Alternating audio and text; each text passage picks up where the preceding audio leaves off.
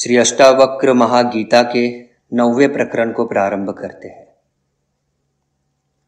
मुनि अष्टावक्र राजा जनक से आगे कहते हैं, कृता कृते च दंद्वानि कदा शांतानि कस्य वा एवं ज्ञात्वेहम निर्वेदाद् भवा त्याग परो व्रति। अष्टावक्र जी आगे कहते हैं, किया और अनकिया कर्म और द्वंद्व किसके कब शांत हुए हैं। इस प्रकार निश्चिंत जानकर इस संसार से उदासीन होकर त्याग और अव्रति हो।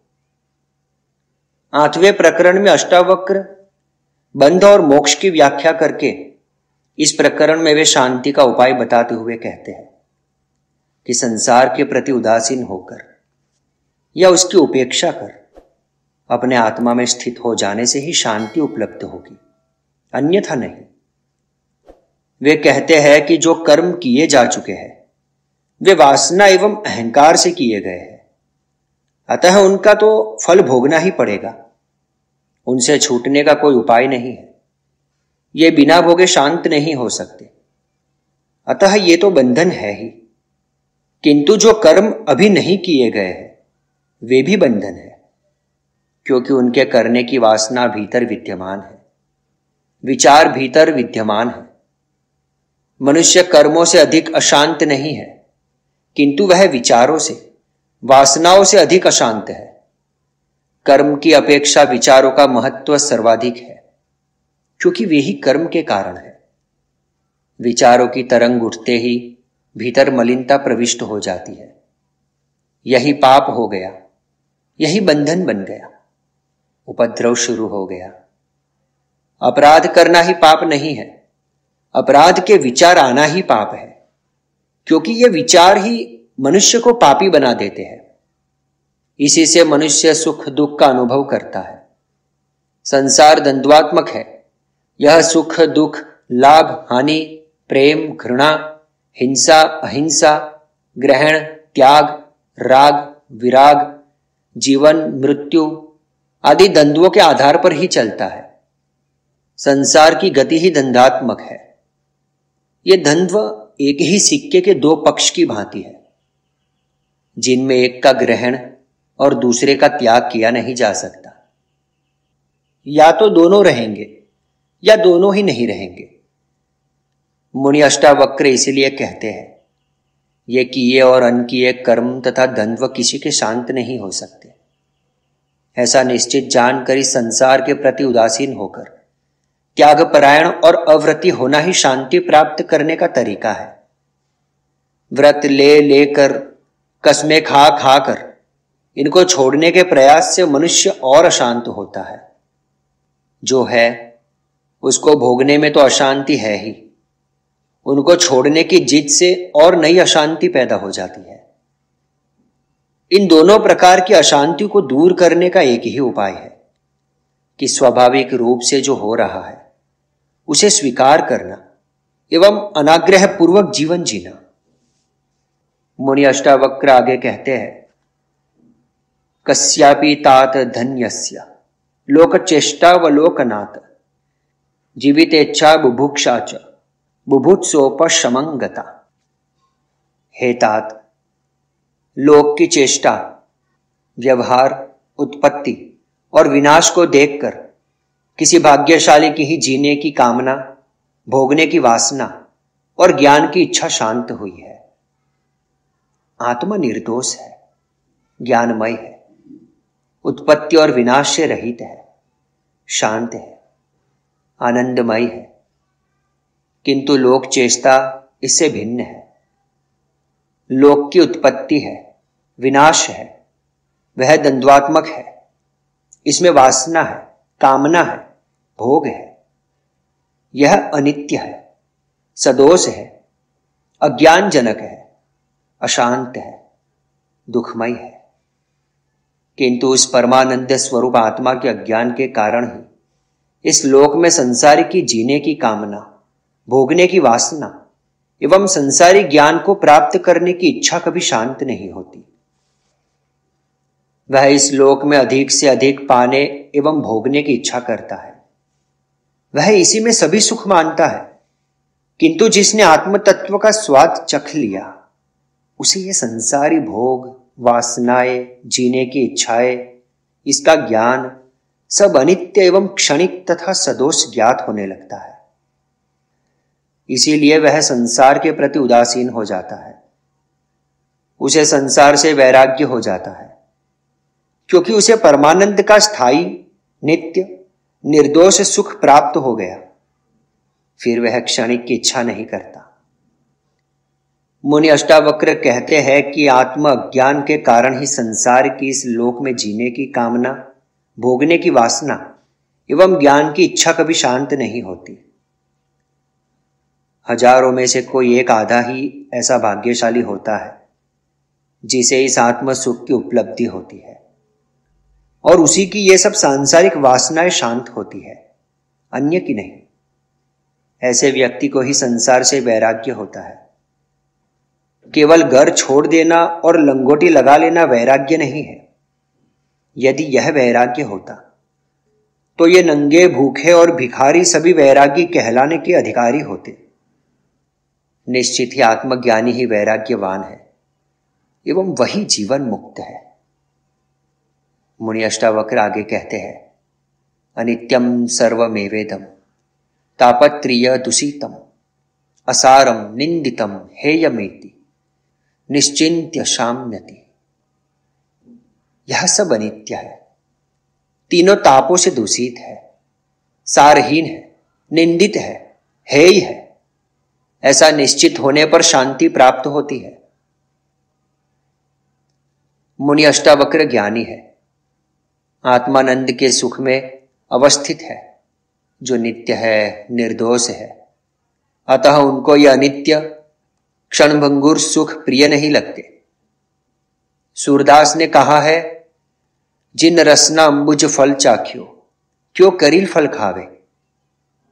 इसीलिए वे कहते हैं कि ये सांसारिक सुख, भोग सब अनित्य है, सदा रहने वाले नहीं है, 4 दिन की चांदनी मात्र है। ये विनाशी है, नष्ट होंगे ही। यह आध्यात्मिक, अधिदैविक एवं आधिभौतिक तीनों प्रकार के तापों से दूषित है। इनमें सार कुछ भी नहीं है। बार बार जन्म लेना व मर जाना, बार बार उन्हीं कर्मों को भोगना, यश अपयश, लाभ हानि, सुख दुख, पीड़ा क्लेश आदि का हर जन्म में हिसाब रखना, वही बचपन, जवानी, बुढ़ापा, स्त्री, पुत्र, सगे संबंधियों का अच्छा बुरा अनुभव करना, इसमें क्या सार है। इसीलिए जो सारहीन है उसे प्रशंसनीय कैसे कहा जाए। वह तो निंदा के योग्य है ही है। इसकी कोई उपयोगिता नहीं है। जिसे व्यक्ति को ऐसा निश्चय हो जाता है वही आत्मज्ञान का अधिकारी है एवं आत्मज्ञानी को ही शांति प्राप्त होती है। जो संसार के विषयों में रुचि लेता है, जो इनके भोगों से आनंदित है, जिसे यह संसार ही सारभूत दिखाई देता है, जो संसार की भौतिक उन्नति को ही उपयोगी समझता है, वह उस आत्मज्ञान के सुख से वंचित रह जाता है। ऐसे व्यक्ति को सब कुछ मिल जाने पर भी शांति प्राप्त नहीं हो सकती। वह अशांत, उद्विग्न नहीं रहता है। आत्मज्ञान ही शांति प्राप्त करने का उपाय है। मुनि अष्टावक्र फिर कहते हैं, कौसो कालो वयः किं वा यत्र द्वंद्वानि नो नृणाम तान्युपेक्ष्य यथा प्राप्तवर्ती सिद्धिमावाप्नुयात्। वह कौन सा काल है, वह कौन सी अवस्था है जिसमें मनुष्य को सुख दुखादि ना हो। उनकी उपेक्षा कर यथा प्राप्य वस्तुओं में संतोष करने वाला मनुष्य सिद्धि को प्राप्त होता है।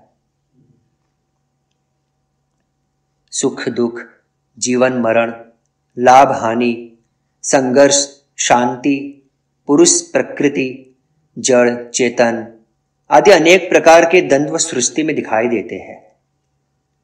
मुनि अष्टावक्र कहते हैं कि यह सृष्टि द्वंद्व पर ही आधारित है। यह विपरीत ध्रुवों के सहयोग से ही चलती है। ये द्वंद्व किसी भी काल में तथा किसी भी अवस्था में कभी भी शांत नहीं हुए हैं।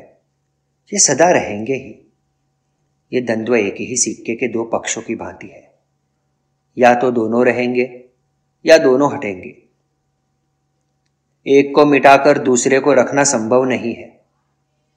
इन द्वंद्वों का सृष्टि में अस्तित्व नहीं है, बल्कि मनुष्य की वासना, तृष्णा, स्वार्थ आदि के कारण वह सृष्टि का अच्छे बुरे में भेद करता है।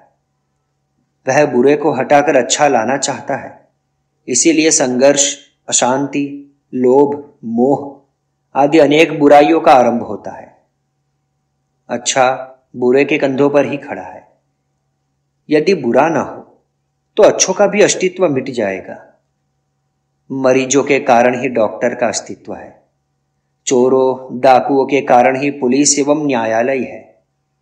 पापियों के आधार पर ही संत महात्मा टिके हुए हैं। मृत्यु पर ही जीवन टिका है। नैतिक आदमी दोनों में भेद करके चलता है। बुरे को हटाकर अच्छे को लाना चाहता है, किंतु सृष्टि में दोनों संयुक्त है। इनको हटाया ही नहीं जा सकता। इसीलिए अध्यात्म दोनों को ईश्वरीय मानकर उन्हें स्वीकार करने की बात कहता है कि ये भेद मनुष्य के मन के कारण दिखाई देते हैं। मन के पार कोई भेद नहीं है। सभी भेद समाप्त होकर एकत्व का अनुभव होने लगता है। यही ज्ञान है। जब तक भेद दिखाई दे तब तक अज्ञान है। इसीलिए मुनि अष्टावक्र कहते हैं कि इनकी उपेक्षा कर यथा प्राप्य वस्तुओं में संतोष करने वाला ही आत्मसिद्धि को प्राप्त होता है। उसी को आत्मज्ञान होता है। सृष्टि में भेद दृष्टि रखने वाले ज्ञान के अधिकारी नहीं है।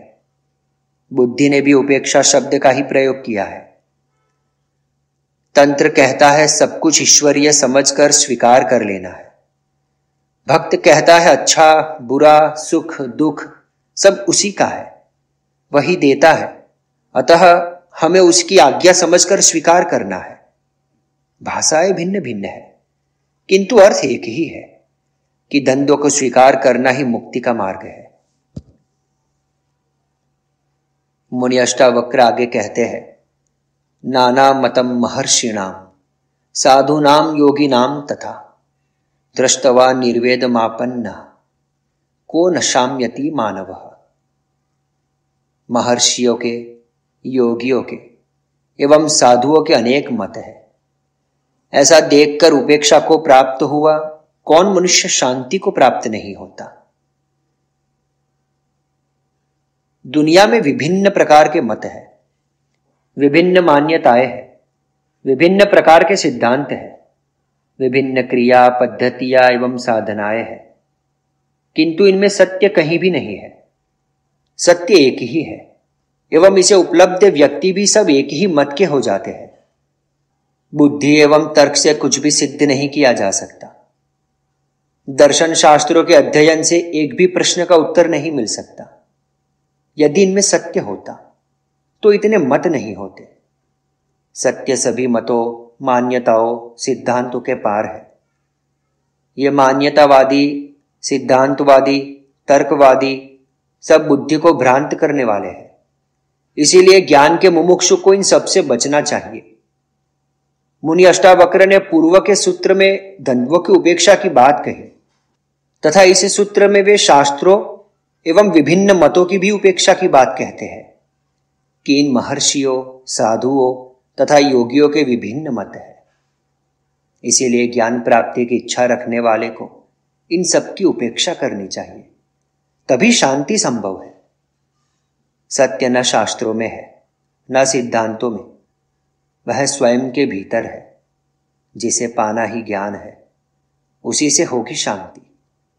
विभिन्न मतों एवं मान्यताओं के आधार पर बने हुए विभिन्न संप्रदाय अध्यात्म के लिए विष के समान है, जो घाणी के बैल की भांति निरंतर अपने धर्म एवं संप्रदाय के घेरे में ही घूम रहे हैं, पहुंचते कहीं नहीं है। ज्ञानी इन सब घेरों से ऊपर उठकर एक आत्मा का अनुभव करता है, तभी उसे शांति मिलती है। इस प्रकार अष्टावक्र गीता का यह भाग यहीं संपूर्णता को प्राप्त होता है। शेष अगले अंक में।